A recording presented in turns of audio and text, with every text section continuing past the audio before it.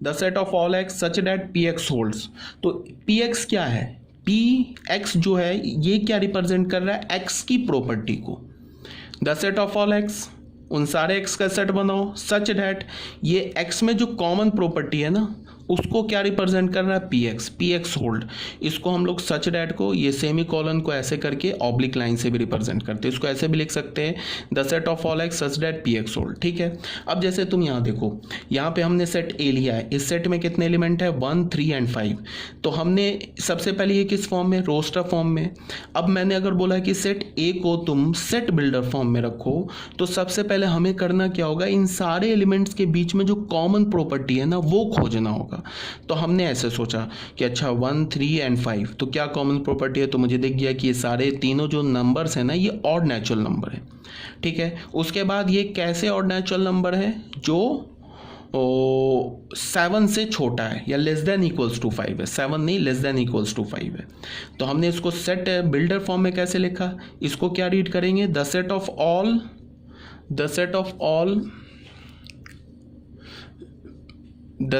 All x, sorry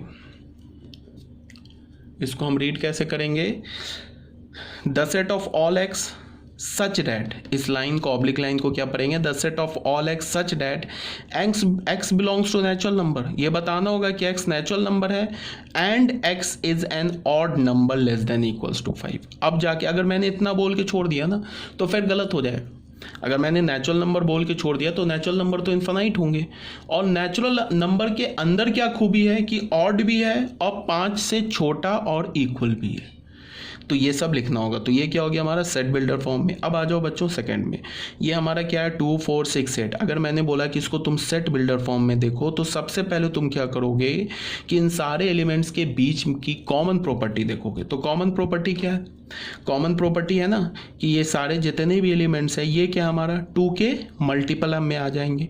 2 4 6 8 ये सब क्या 2 का मल्टीपल है। तो 2 के मल्टीपल को तुम कैसे लिखोगे, 2n लिखोगे। तो हमने इसको रोस्टर सेट बिल्डर फॉर्म में कैसे लिखा, the set of all x such that x is equal to 2n। इतना लिख के बच्चों छोड़ दिया तो गलत हो जाएगा। यहाँ में ये भी स्पेसिफाई करना होगा n belongs to natural number, because n का वैल्यू अगर हमने 1/5 ले लिया तो 2/5 थोड़े ना इस एलिमेंट इस सेट में। ठीक है, तो अब जाके करेक्ट हो गया, ये हो गया हमारा सेट बिल्डर फॉर्म में। अगर मैंने बोला सी सेट हमने लिया AEIOU, ये किस फॉर्म में, ये रोस्टर फॉर्म में। अब मैंने बोला कि इसको सेट बिल्डर फॉर्म में लिखो, तो तुम क्या लिखोगे, the set of all x such that x is a vowel. ठीक है, एक्स हमारा वॉवेल है, ये हो गया सेट बिल्डर फॉर्म में। यहाँ पे हमने एक्स, ये किस एक्स को ये एक्स जो है किसको रिप्रेजेंट कर रहा है, इन सारे एलिमेंट्स को, ए को भी, ई को भी, आई को भी, ओ को भी, यू को भी। और इन सब एलिमेंट्स के बीच की कॉमन प्रॉपर्टी क्या है कि वो वॉवेल है। तो हमने यहाँ पे कॉमन प्रॉपर्टी लिख दिया, एक्स इज अ वॉवेल। ठीक है, ये सब आ रहा होगा, इसमें कोई प्रॉब्लम नहीं होगी। अब आ जाओ बच्चों फोर्थ पॉइंट में। फोर्थ पॉइंट में क्या है कि ये हमारे पास एक सेट लिखा है, किस फॉर्म में,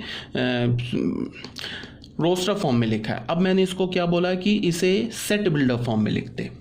तो मैंने क्या बोला कि सबसे पहले तुम क्या करो, इसके बीच की कॉमन प्रॉपर्टी देखो। तो हमने कॉमन प्रॉपर्टी सर्च किया, क्या है, तो मैं क्या देख रहा हूँ कि जो डिनोमिनेटर है ना वो न्यूमरेटर के स्क्वायर से 1 जाता है। देख लो 2 जो है 1 स्क्वायर प्लस 1 है, ये जो 5 है ये 2 स्क्वायर प्लस 1 है, 10 क्या है 3 स्क्वायर प्लस 1 है। तो हमने कॉमन प्रॉपर्टी इन तीनों एलिमेंट्स का खोज लिया। हमने कॉमन प्रॉपर्टी क्या मिला कि जो denominator is 1 plus and denominator is 1 more than the square of numerator. Denominator जो है 1 ज़्यादा है न्यूमरेटर से, न्यूमरेटर के स्क्वायर से। तो हमें तो प्रॉपर्टी मिल गया। तो हमने क्या लिखा, the set of all x such that, इसे क्या रीड करेंगे, such that x is equal to n/n plus n square plus 1। तो ये जो लिखा है ना हमने, ये क्या लिखा है, हमने इन तीनों एलिमेंट्स का कॉमन प्रॉपर्टी लिखा है। अब इतना लिख के छोड़ देंगे गलत हो जाएगा, बिकॉज n का वैल्यू तो हम 10 भी ले सकते हैं। तो क्या हो जाएगा 10/10 स्क्वायर प्लस 1, तो क्या हो जाएगा 10/101। तो बट देख लो यहाँ 10/101 तो है नहीं। तो हमें ये n का जो है ना, ये स्मॉल n, इसके रेंज को भी रिस्ट्रिक्ट करना होगा, बताना होगा n जो है कहाँ से कहाँ तक है। तो हमने क्या बोला, n जो है 1 से लेके 3 तक है।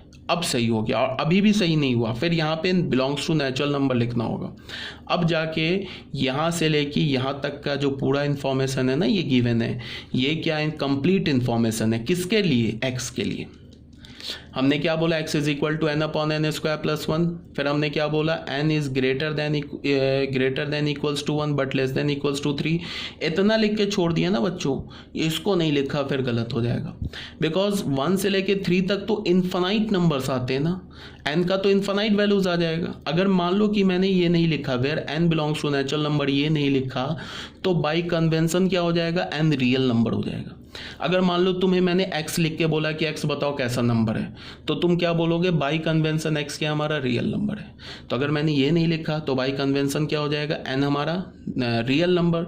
तो रियल नंबर में तो 1/2 भी आता है, तो 1/2 को यहाँ डालोगे तो इससे मैच ही नहीं करेगा, तो यहाँ पे n belongs to natural number b लिखना पड़ेगा, तब जाके करेक्ट होगा। ठीक है, अब आ जाओ नोट नंबर 1 में। नोट नंबर 1 में क्या बोल रहा है, the order in which the element of a set are written is immaterial, thus the element 1 2 3 ये सेट आर इक्वल है। ठीक है, यहाँ पे क्या बोल रहा है कि तुम अगर सेट के एलिमेंट्स का ऑर्डर चेंज कर दोगे ना तो सेट नहीं चेंज होता है।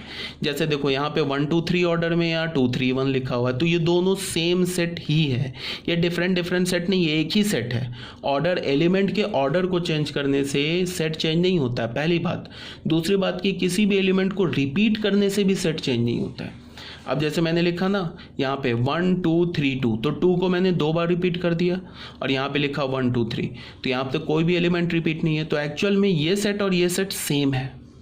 ठीक है, तो अभी मैंने क्या बोला, एलिमेंट का जो रिपीटेशन होता है वो भी मीनिंगलेस होता है, एलिमेंट्स के जो ऑर्डर होते हैं वो भी मीनिंगलेस होते हैं। ठीक है, तो अगर किसी भी सेट के तुम एलिमेंट्स को तुम रिपीट कर दोगे तो सेट चेंज नहीं होगा। सेट चेंज कब होगा, जब उसके एलिमेंट्स को चेंज कर दो। ठीक है, तो आई थिंक ये आ गया होगा आपको समझ में। अब बच्चों आ जाओ टाइप्स ऑफ सेट में। ठीक है, यहाँ तक ये सब जानते होगे, ये भी आप जानते हो ऑलरेडी, बट फिर भी एक बार देख लेते हैं टाइप्स ऑफ सेट में क्या है। हमारा सबसे पहला फाइनाइट सेट। फाइनाइट किसे बोलते हैं, a set having finite number of elements is called a finite set. अगर किसी भी सेट में एलिमेंट्स जो है ना काउंटेबल हो, काउंटेबल का मतलब कि तुम एलिमेंट्स को गिन लो बाई नेचुरल नंबर। तुम ऐसे बोलो कि 5000 एलिमेंट है, ऐसे तुम बोलो 5 करोड़ एलिमेंट है, तो तुमने 5 करोड़ गिन लिया ना। तो अगर सेट के एलिमेंट्स काउंटेबल हैं, नंबर ऑफ एलिमेंट्स काउंटेबल है, तो उस सेट को हम क्या बोलेंगे, फाइनाइट सेट। अगर सेट के एलिमेंट्स काउंटेबल नहीं है तो उसे हम क्या बोलेंगे, infinite set. A set having finite number of elements is called a finite set. जैसे इस सेट में देख लो, ये 3 एलिमेंट्स है ना, तो हमने गिन के बता देंगे ना कि 3 एलिमेंट्स है, तो ये फाइनाइट सेट हो जाएगा हैविंग 3 एलिमेंट्स। अब मैंने ये सेट लिखा बी, तो इसमें तुम एलिमेंट्स को काउंट नहीं कर सकते हो। अब कोई बच्चा बोलेगा कि काउंट तो कर लिया, 1 2 3 4 5 ही एलिमेंट तो है, तो उसका मतलब है कि उसे फिर से पढ़ना होगा एकदम बिल्कुल बेसिक मैथमेटिक्स फर्स्ट क्लास से। अगर कोई बोल रहा है कि इसमें 5 एलिमेंट्स हैं, तो इसमें 5 एलिमेंट्स थोड़े ना, ये 3 डॉट का मतलब है कि इसमें इनफाइनाइट एलिमेंट्स है। ठीक है, तो ये जो हमारा बी सेट है ये फाइनाइट सेट नहीं है, ए जो सेट है ये हमारा एक फाइनाइट सेट है। ठीक है, अब वही सेकंड में आ जाओ, infinite set. A set which is not a finite set is called an infinite set. तो दो ही बात हो गया, तो सेट फाइनाइट होगा या तो नहीं होगा, अगर नहीं होगा तो इनफाइनाइट होगा। अब जैसे ये देख लो नेचुरल नंबर, इसमें भी क्या होते हैं, इसके भी एलिमेंट्स को काउंट नहीं कर सकते हो, तो set of all natural number ये भी इनफाइनाइट सेट हो गया। सेट ऑफ ऑल इंटीजर्स, ये भी इसके भी तुम नंबर एलिमेंट्स को काउंट नहीं कर सकते हो, तो set of all integers is also a finite set. ठीक है, सॉरी इनफाइनाइट सेट। यहाँ तक आगे बात समझ में, ये सब भी आप जानते हो। अब बच्चों एक नया जो टर्म है वो है cardinal number of a finite set. Cardinal number क्या होता है, सबसे पहली बात कि कार्डिनल नंबर किसके लिए डिफाइंड होता है, फाइनाइट सेट के लिए। कार्डिनल नंबर का मतलब कि किसी सेट में कितने एलिमेंट्स प्रेजेंट है। ठीक है, अगर किसी सेट में 5 एलिमेंट्स प्रेजेंट है, हमने कैपिटल ए सेट लिया, उसमें 5 एलिमेंट्स हैं, तो हम कैपिटल ए सेट का कार्डिनल नंबर 5 बोल देंगे। अगर किसी सेट में 100 एलिमेंट्स है, तो मैंने उस सेट का मैं कार्डिनल नंबर क्या बोल दूंगा, 100 बोल दूंगा। बट अगर हमारे पास कोई एक इन्फानाइट सेट है तो इन्फानाइट सेट के एलिमेंट्स को तो हम काउंट ही नहीं कर सकते, तो इन्फानाइट सेट के जो भी एलिमेंट्स होगा उसका कार्डिनल नंबर क्या होगा, वो कार्डिनल नंबर डिफाइन नहीं होगा। ठीक है, तो यही बात यहाँ बोला जा रहा है, the number of elements in a finite set A is called the cardinal number of set A, उसे हम कार्डिनल नंबर बोलेंगे ए का, and is denoted by n A. N A लिखने का क्या मतलब है, जैसे हमने एक सेट लिखा ए, इसमें 3 एलिमेंट्स है तो स्मॉल एन, और ब्रैकेट में लिखने का मतलब क्या है, cardinal number of set A. Set ए के कार्डिनल नंबर की बात हो रही है तो वो 3 है। क्यों 3 है, बिकॉज 3 एलिमेंट्स है। कार्डिनल नंबर बोलने का क्या मतलब है कि किसी सेट का मैंने कार्डिनल नंबर बोला, इसका मतलब उस सेट में कितने एलिमेंट्स हैं ये काउंट करके लिख दो। अब जैसे ये बी सेट है तो इसमें तो इन्फानाइट एलिमेंट्स है, तो इसके एलिमेंट्स को तो तुम काउंट ही नहीं कर सकते हो, तो इसका कार्डिनल नंबर डिफाइन नहीं होगा। ठीक है, अब बच्चों आ जाओ 4th पॉइंट में, that is equivalent sets. Equivalent set किसे बोलते हैं, ऐसे समझ लो, अगर किसी भी 2 सेट का कार्डिनल नंबर इक्वल हो जाए तो वो सेट इक्विवेलेंट हो जाएगा। जैसे मान लो कि हमने कोई 2 सेट ले लिया, ए सेट ले लिया, हमने एक सेट ले लिया 1 2 3 1 -1 0 ले लिया, और एक बी सेट हमने ले लिया ए बी सी ले लिया।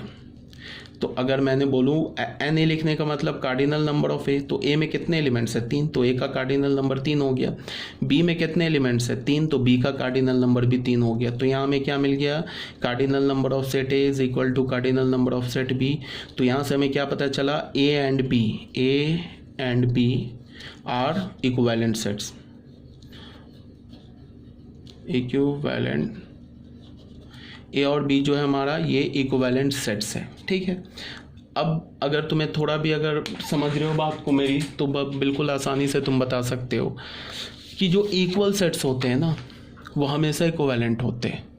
बट इक्विवेलेंट सेट इक्वल हो भी सकता है, नहीं भी हो सकता है, ये तो बहुत ही सिंपल लॉजिक है। इक्वल सेट होने का क्या मतलब है, एग्जैक्टली नंबर ऑफ एलिमेंट्स भी सेम और एलिमेंट्स भी सेम। इक्वल का तो यही मतलब है ना कि नंबर ऑफ एलिमेंट्स भी सेम एंड एलिमेंट्स भी सेम। तो इक्वल सेट के कार्डिनल नंबर तो हमेशा इक्वल आएंगे, तो इसका मतलब equal set are always equivalent. But equivalent set equal हो भी सकता है, नहीं भी हो सकता है। जैसे अभी मैंने एग्जांपल लिया, ये देख लो बच्चों, ये 2 ए और बी इक्विवेलेंट तो है बट इक्वल नहीं है। क्यों नहीं इक्वल है, बिकॉज इसके एलिमेंट सेम नहीं है। ठीक है, तो यही बात बोली गई है। फिर आ जाओ बच्चों इक्वल सेट्स में, 2 sets A and B are said to be equal if each element of set A each element of set A is an element of set B and vice versa।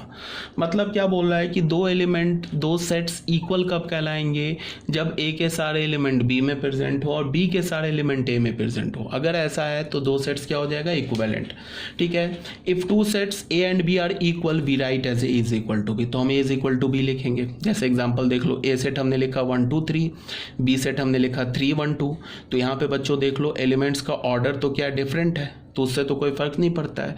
Element को तो मैंने बोला कि elements को तुम different order में रखो या किसी एलिमेंट को बार बार रिपीट करो, उससे तो कोई फ़र्क नहीं पड़ेगा। तो यहाँ ए किसके इक्वल हो जाएगा, बी के। ठीक है, बिकॉज दोनों सेट सेम है। ठीक है, अब ये ए सेट देखो, इसमें क्या लिखा है 1 से लेके 6 तक, ये तो हमारा किस फॉर्म में लिखा हुआ है, रोस्टर फॉर्म में लिखा है। ये बी सेट हमने क्या लिखा, the set of all x such that x belongs to natural number and x is greater than 1 greater than equals to 1 less than equals to 6। तो तुम देखो बच्चों, ये बी सेट और ए सेट तो एक ही लिखा है, इसमें 2 अलग अलग कहाँ सेट है। ये सेट लिखा हुआ है, ये किस फॉर्म में लिखा है, रोस्टर फॉर्म में, ये किस फॉर्म में लिखा है, सेट बिल्डर फॉर्म में, तो A is equal to B है। अब हमने थर्ड एक एग्जाम्पल लिया, the set of all x such that x belongs to z and x square is less than equals to 8। यहाँ क्या बोल रहा है कि उन सारे x का सेट बनाओ जो क्या होगा, एक इंटीजर भी होगा और उसका जो स्क्वायर होगा वो या तो 8 के इक्वल होगा या तो उससे छोटा होगा। उन सारे इंटीजर का सेट बनाओ जिसका स्क्वायर या तो 8 से छोटा हो या तो 8 के इक्वल हो। तो तुम ऐसे सोचो, अगर तुमने -3 का स्क्वायर ले लिया तो -3 का स्क्वायर क्या होता है, 9, जो कि 8 से बड़ा होता है। तो -3 x का वैल्यू नहीं ले सकते हो। -2 लिया तो -2 का स्क्वायर क्या होता है, 4, जो कि 8 से बड़ा है, तो x का वैल्यू -2 ले सकते हो। फिर -2 ले सकते हो, फिर -1 ले सकते हो, 0 1 2 3 तक नहीं जा सकते हो। तो ए सेट हमें क्या मिला, -2 -1 0 1 2। क्यों मिला, बिकॉज इसमें से किसी भी एलिमेंट का स्क्वायर करोगे वो क्या होगा, 8 से छोटा होगा। ठीक है, अब आ जाओ बी। यहाँ क्या बोला है, the set of all x belongs to R and this is equal to 0। ये क्या बोल रहा है कि उन सारे एक्स का सेट बनाओ जो रियल नंबर भी हो और इस क्वाड्रेटिक को सेटिस्फाई भी करे। इसका क्या मतलब बोल रहा है, उन सारे एक्स का सेट बनाओ जो रियल नंबर भी हो और इस क्वाड्रेटिक को सेटिस्फाई भी करे। तो इस क्वाड्रेटिक को कौन सेटिस्फाई कौन करेगा, रूट करेगा। तो इसका मतलब कि इस बी सेट का जो एलिमेंट होगा वो क्या होगा, इस क्वाड्रेटिक का रूट होगा। तो इसका रूट क्या मिला, 1 और 3। तो देख लो ए सेट और बी सेट क्लियर है, इक्वल नहीं है, तो हम क्या लिखेंगे, clearly A is not equals to B.